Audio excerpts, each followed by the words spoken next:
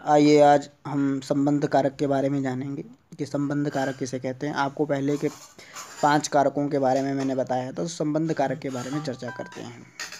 संबंध कारक किसे कहते हैं? किसी व्यक्ति या वस्तु का किसी व्यक्ति या वस्तु से संबंध ही संबंध कारक कहलाता है।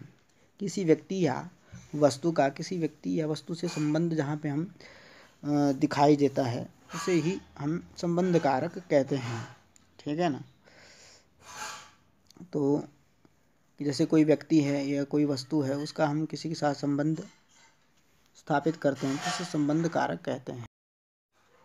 जैसे कोई व्यक्ति है या कोई वस्तु है, ठीक है, तो व्यक्ति का या वस्तु के साथ संबंध हो सकता है। जैसे राम है, तो राम के पास कोई वस्तु है, मान लो कोई किताब है या गाड़ी है या कोई भी वस्तु है, उसके खेलने की वस्तु है। मान लो कि राम की किताब है, तो राम की जो किताब है तो राम का किताब के साथ संबंध है।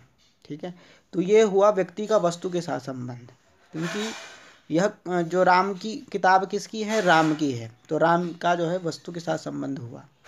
तो यही किसी व्यक्ति या वस्तु का, ठीक है, किसी व्यक्ति या वस्तु से संबंध होने का, ठीक है ना।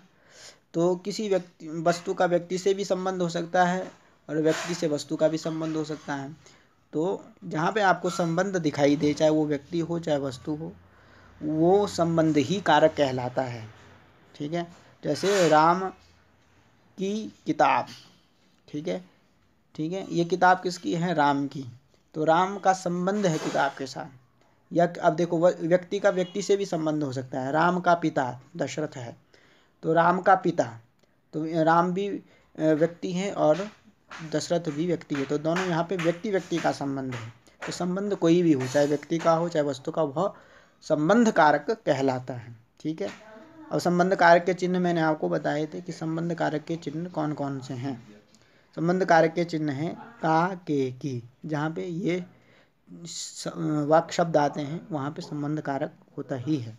फिर आइए संबंध कारक में समझिए क्या होता है। संबंध कारक जहाँ पे भी आपको दिखाई देगा, संबंध कारक में षष्ठी विभक्ति होती है, हमेशा ध्यान रखना है। संबंध कारक में षष्ठी विभक्ति का प्रयोग होता है। विभक्तियाँ 7 होती है, आपको बताया ही था। अब आइए हम उदाहरण से समझते हैं। ठीक है, उदाहरण से हम समझेंगे कि संबंध कारक क्या होता है। अब जैसे देखिए, नृपस्य भवनम, इसका मतलब होता है हिंदी अर्थ राजा का भवन। ठीक है, अब यहाँ पे देखिए संबंध कारक है। यहाँ पर कैसे संबंध कारक है?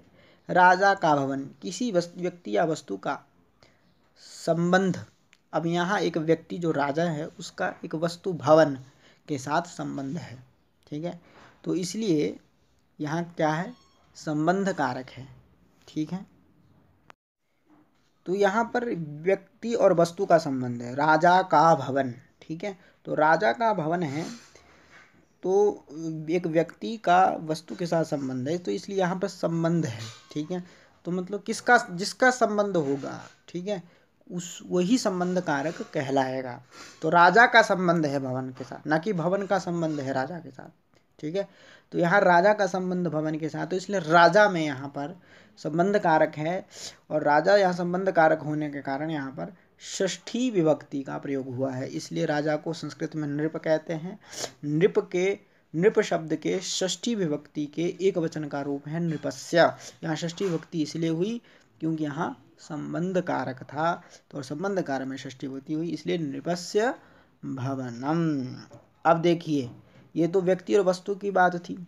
अब हम व्यक्ति व्यक्ति के संबंध की बात करते हैं। जैसे रामस्य पुत्रः, इसका हिंदी अर्थ होता है राम का पुत्र।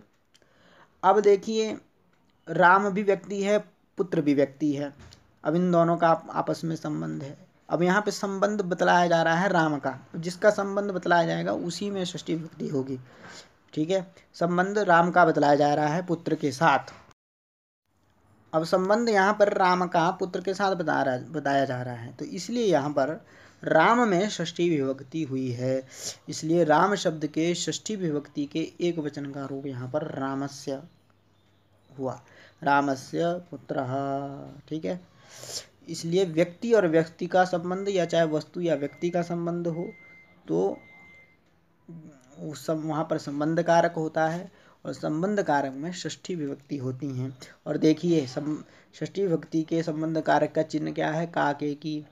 अब यहाँ देखो का भी है, यह भी एक चिन्ह है, इसलिए यहाँ पर षष्ठी विभक्ति हुई है। तो यही आपने संबंध कारक में ध्यान रखना है, संबंध कारक क्या होता है। ठीक है, यही संबंध कारक है और इतनी सी बात आपने ध्यान रखनी है और इसको आप ध्यानपूर्वक समझें।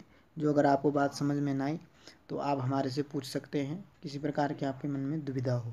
ठीक है, किसी व्यक्ति या वस्तु से संबंध ही संबंध कारक कहलाता है और संबंध कारक में षष्ठी विभक्ति का प्रयोग होता है।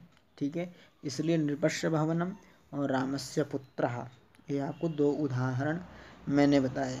ठीक है, इनको आप ध्यान में रखें और अच्छे से इसको समझें, ध्यान दें। धन्यवाद। नमो नमः।